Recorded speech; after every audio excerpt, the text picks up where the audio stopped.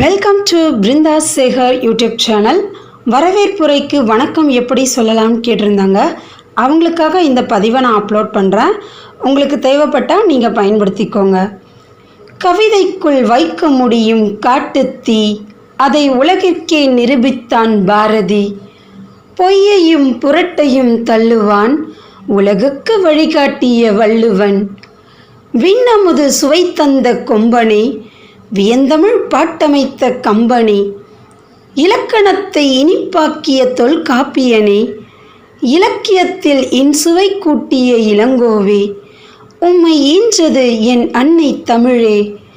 இயல் இசை நாடகம் என முத்தமிழின் சுவையை முனைப்புடன் வழங்கும் என் அன்னை தமிழை வணங்கி அவையோர் அனைவரையும் வணங்குகின்றேன்.